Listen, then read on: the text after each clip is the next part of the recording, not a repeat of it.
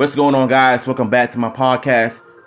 So, yesterday I was going to touch on this topic because I thought it was really important for me to talk about this because I feel like the majority of the fanboys and the toxic fandom, as usual, crying of how Trini's death shouldn't be touched, shouldn't be handled in this anniversary special. Oh, she could have been injured and all that bull crap. Like, do you want them to be creative, or do you want them to just stick to what you know Power Rangers before?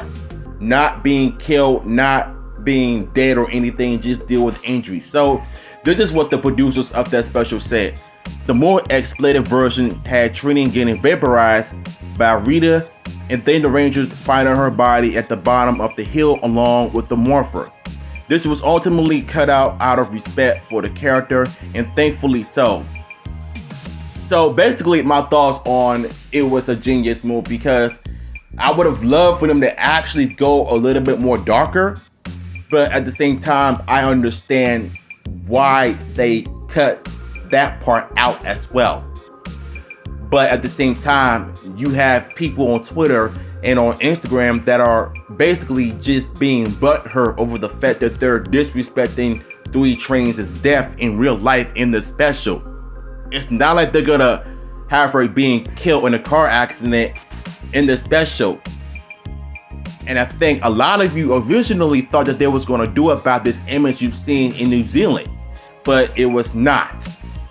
So still, a lot of you were still crying about the fact that you didn't like how her death was handled in the special. You could have wished she was injured or something like that, which is not gonna happen. That's not how you're supposed to handle death in a kid special, in an adult special, especially for Power Rangers that is aiming towards adults like us, and especially for Once and Always. Because mind you, Power Rangers is 30 years old, especially Mighty Morphin Season 1. That's what this special is based on, the first season of Season 1, with the Dino Megazord, Rita, Minotaur, Snizzer, and a lot of you are still not understanding. You're still crying, you're still complaining about Trini's death being in the special.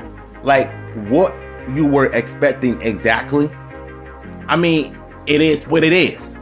That's why everybody is still praising this special, because they love it for what it was. And yet you got some people that are still hating just to hate, crying just to cry as usual because they didn't get their way.